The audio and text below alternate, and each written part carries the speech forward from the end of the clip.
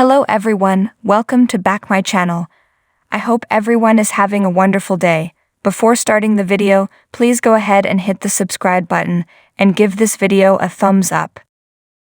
The Bold and the Beautiful's episode from today features Thomas facing his demons, Sheila putting together a fresh scheme, and Steffi and Finn's situation taking a bad turn. If you've heard this one before, stop me. It was a stormy, gloomy night. Knowing anything about soap operas, you know that this portends extremely horrible things, and it is all but guaranteed now that Sheila is free, right? We begin with Finn and Steffi cuddling in front of a blazing fire and taking pleasure in the absence of their children. They are unaware that Sheila is getting behind the wheel of a car in the middle of the night, someplace with a determined expression on her face. Hope, Brooke, Carter, and Eric are welcomed by Ridge at Forrester Creations and thanked for braving the rain to arrive. Steffi won't be going, according to Eric and Ridge, as she has already suffered with enough of her brother's pranks. Thomas comes in next and says he came because he was called. "You made a mistake, Thomas. We're here to make it right."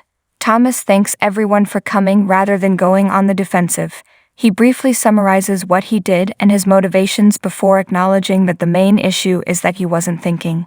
He was upset that Brooke had threatened to contact CPS, and he wanted his parents to get back together. Finn tells his wife how proud he is of her for stepping up at the wedding and doing the right thing despite how challenging it was as they both relax on the couch with a glass of wine. Thomas says, "I don't know what flip switched made me think framing Brooke was a good idea. He obviously needs more counseling," but he adds that he has improved greatly recently and has moved more ahead than backward.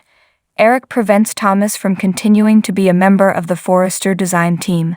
"How disappointed in you am I, you know?" Eric claims that Thomas accepted his invitation to stay in his home as payment for the favor. Eric advises that he should apologize to Brooke.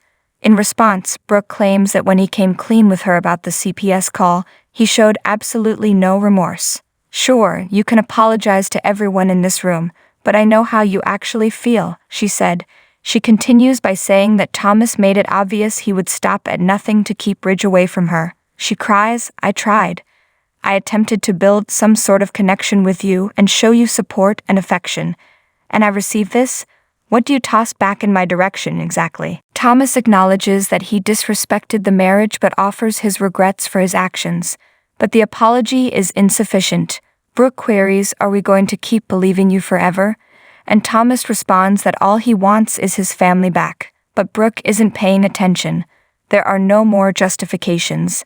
The journey has come to an end here. The next speaker is Carter, who is also the CFO of Forrester and is great friends with Ridge. He genuinely believed that Thomas had changed for the better this time.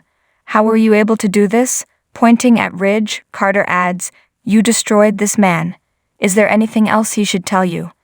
Any additional errors of judgment that can have negative repercussions for Hope or hope for the future?"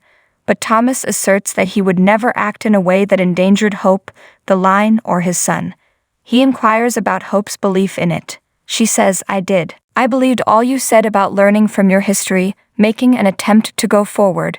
But now I see that I should have listened to all the warnings," she says, understanding she should have heeded them all. "You injured Douglas. You keep thinking just about yourself. You didn't even consider the potential trauma this could cause for your son."